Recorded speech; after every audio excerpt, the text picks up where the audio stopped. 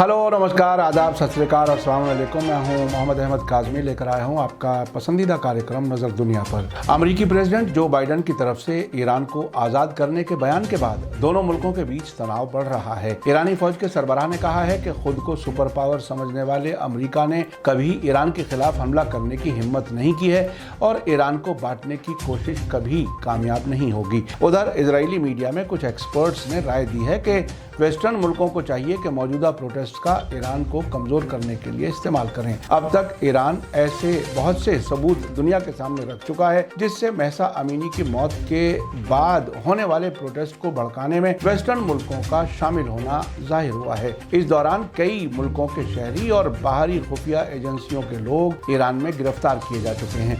Iran ने साफ कहा है कि अमेरिका और उसके साथ वेस्टर्न मुल्कों की कोशिशें कामयाब नहीं होंगी। आखिर तक जरूर देखें। अगर आपने अभी तक media star world YouTube channel subscribe नहीं किया है तो सब्सक्राइब कर लें और घंटी दबाना ना भूलें। और अगर आप फेसबुक पर देख रहे हैं तो हमारे पेज को लाइक करें ताकि हर नई वीडियो की खबर आपको सही वक्त पर मिल सके। आज मिडिल ईस्ट से सबसे बड़ी खबर है कि ईरानी फौज के सरबराह मेजर जनरल अब्दुल रहीम मूसवी ने कहा है कि खुद को सुपर पावर समझने वाले मुल्कों ने कभी ईरान पर हमला करने की हिम्मत नहीं की है और ईरान को बांटने की कोशिशें कामयाब नहीं होंगी। प्रेस टीवी के मुताबिक उनका कहना है कि जो लोग सुपर पावर यानी महाशक्ति होने का दावा करते हैं वे भी ईरान पर हमला करने की हिम्मत नहीं करते। उन्होंने जोर देते हुए कहा है कि दुश्मन ईरान को तोड़ने के अपने मकसद में नाकाम रहेगा।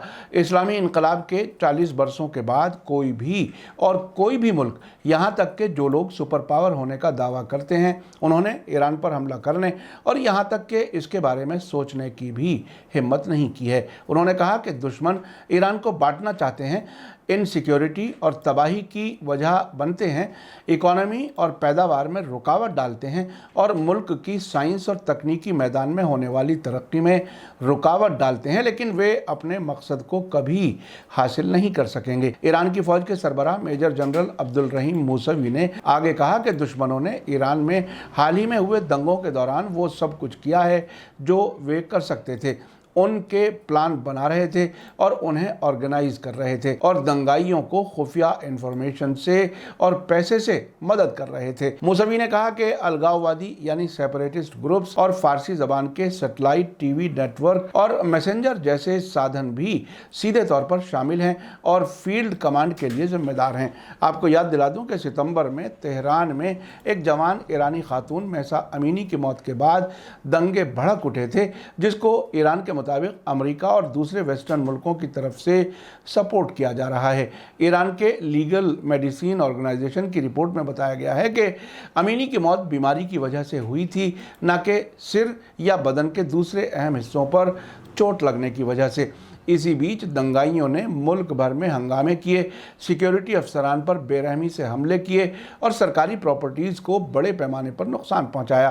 पिछले महीने के आखिर में ईरान की खुफिया मिनिस्ट्री और Islamic revolutionary guard core IRGC के खुफिया डिपार्टमेंट ने ख़तरनाक दंगों को अंजाम देने में गैर मुल्की जासूसी एजेंसियों, ख़ास तौर से CIA के अहम रोल को उजागर करने के लिए एक जॉइंट बयान जारी किया था। बयान में कहा गया था कि तेहरान के ज़रिए हासिल खुफिया जानकारी से इशारा मिलता है कि CIA और उससे मुताल्लिक़ खुफिया एजेंसियों ने ईरान के ख़िलाफ़ साजिश का प्लान बनाया था। साजिश का मकसद ईरानी लोगों और ईरान की इलाकाई अखंडता के ख़िलाफ़ क्राइम करना था। इसके खास गुनहगार अमेरिका की CIA, इजराइल के मोसाद, ब्रिटिश और सऊदी खुफिया एजेंसियां और कई दूसरे मुल्कों की खुफिया एजेंसियां हैं।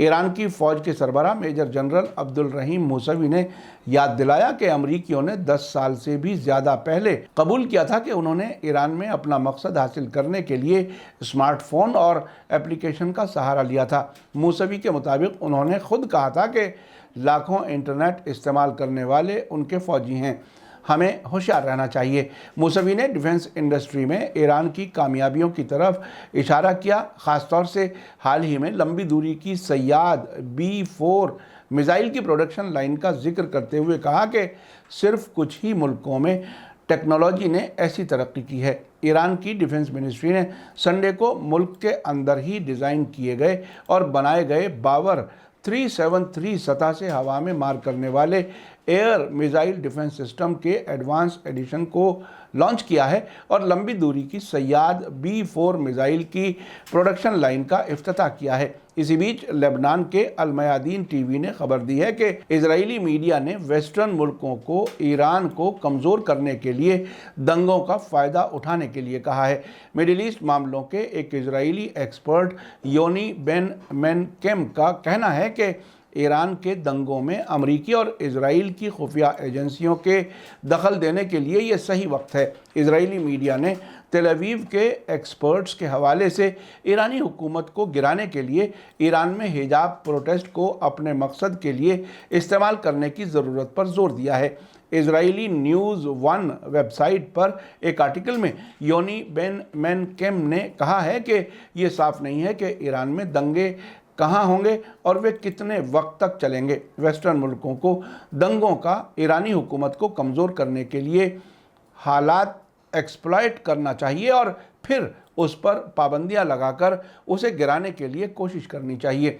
बेन मेनकेम ने माना है कि मुल्क में चल रही खुफिया जंग के हिस्से के तौर पर ईरानी हुकूमत के ख़िलाफ़ दंगों में दखल अंदाजी करने के लिए अमरीकी और इजरायली खुफिया एजेंसियों के लिए ये सही वक्त है। लेबनान के अल मयादीन टीवी की रिपोर्ट में कहा गया है कि 24 सितंबर को इजरायली मीडिया ने बताया था कि ईरानी सरकार दंगों को कंट्रोल करने में कामयाब रही है क्योंकि दंगों के दायरे में बहुत साफ कमी देखी गई है। ये देखते हुए कि इस सिलसिले में अमरीकी कोशिशें कामयाब नहीं हुईं। इजरायली मीडिया ने उस वक्त बताया था कि इजराइल की सिक्योरिटी एजेंसियां ईरान में चल रहे दंगों के कामयाब होने के इम्कान के बारे में नाउम्मीद हैं जो वे ईरान में चाहते हैं। इसी बीच हाल ही में ईरान में वेस्टर्न मुल्कों का मीडिया और खुफिया एजेंसियां क्या कर रही हैं और उनका क्या मकसद है, इस सिलसिले में एक बहुत ही अहम ऑडियो रिकॉर्डिंग लीक हुई है। BBC फारसी की जर्नलिस्ट राना रहीमपुर का कहना है कि मीडिया ईरान को कमज़ोर करने की साजिश रच रहा है। इस ऑडियो रिकॉर्डिंग के सामने आने से ईरान को कमज़ोर करने के लिए पर्दे के पीछे हो रही साजिशों का साफ पता चलता है। BBC फारसी टीवी की सीनियर एंकर ईरानी ब्रिटिश जर्नलिस्ट राना रहीमपुर की लीक होने वाली ऑडियो से ईरान में दंगों को भड़काने के हकीकी मकसद का खुलासा हुआ है। इस ऑडियो रिकॉर्डिंग में, जो कि उसने ईरान में मौजूद अपने माँ बाप से टेलीफोन पर बात की है, साजिश की कहानी काफ़ी हद तक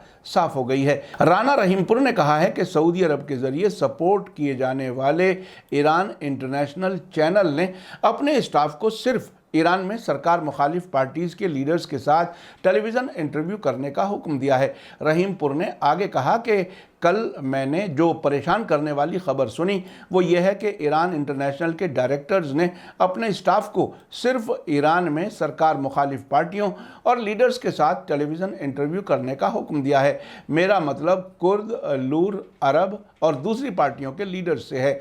ये बहुत चिंताजनक यानी फ़िक्र की बात है। रहीमपुर ने कहा कि इस इलाके के मुल्क डेमोक्रेटिक ईरान नहीं चाहते हैं और अगर डेमोक्रेसी लागू हो जाती है और औरतों का मूवमेंट आगे बढ़ता है और औरतें अपने हकूक़ हासिल करती हैं तो सऊदी अरब सबसे पहले डर और दहशत महसूस करेगा। BBC फारसी के साथ काम करने वाली ब्रिटिश ईरानी जर्नलिस्ट ने कहा कि इन लोगों को ईरान के फ्यूचर की परवाह नहीं है।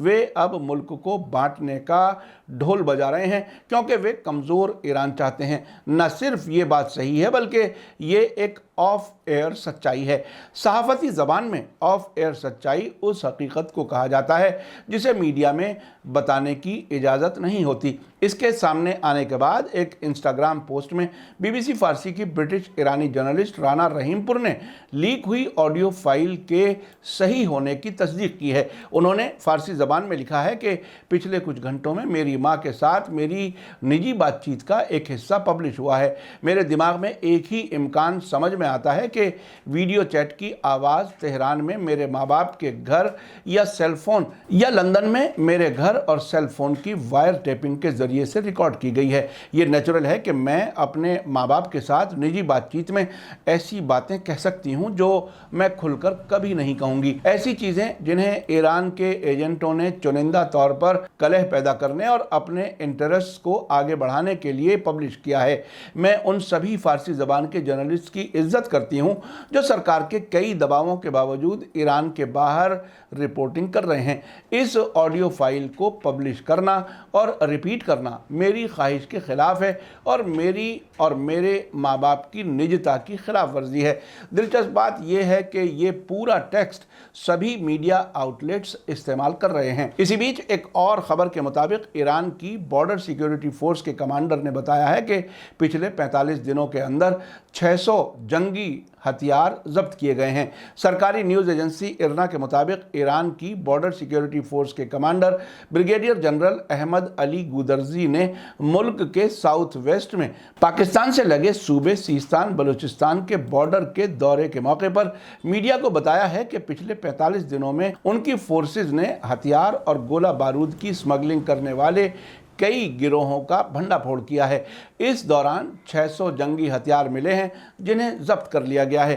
45 دنوں میں اتنی بڑی مقدار میں ہتھیاروں کا ملنا غیر معمولی ہے اور پچھلے سال کے مقابلے میں 26% ہتھیاروں کی اسمگلنگ میں اضافہ ہوا ہے۔ بارڈر سیکیورٹی فورسز کے کمانڈر نے حالیہ دنوں میں ایران میں ہونے والے دنگوں کی طرف اشارہ کرتے ہوئے کہا کہ ان دنگوں کے پیچھے بچوں کے قاتل اسرائیل، امریکہ اور اس کے دوست ملکوں کی سازش ہے۔ آپ نے دیکھا کہ کس طرح سے ایران کے خلاف سازشیں ہونے کے باوجود ایران کی فوج کے سربراہ نے کہا ہے کہ خود کو سپر پاور سمجھنے والا امریکہ ایران کے خلاف حملہ کرنے کے بارے میں سوچ بھی نہیں سکتا۔ اسرائیلی میڈیا کہہ رہا ہے کہ ویسٹرن ملکوں کی خفیہ ایجنسیوں کو حالیہ پروٹیسٹ کا فائدہ اٹھاتے ہوئے ایران سرکار کو کمزور کرنے کا بہترین موقع ہے۔ بی بی سی فارسی کی لندن میں رہنے والی ایرانی جرنلسٹ رانا رحیم پور نے جو کچھ محسوس کیا ہے اسے ایران میں اپنے ماں کے ساتھ ٹیلی فون پر بتایا ہے۔ اس سب سے ظاہر ہے کہ کس حد تک ایران سے دشمنی ہے، لیکن ویسٹرن ملکوں اور ان کے دوستوں کو اس کے خلاف کامیابی نہیں مل پا رہی ہے۔ اسی کے ساتھ مجھے دیجیے اجازت۔ آج کا ایپیسوڈ کیسا لگا کمنٹس میں ضرور لکھیں۔ تھینک یو، دھنیہ واد، شکریہ، جے بھارت، جے ہند۔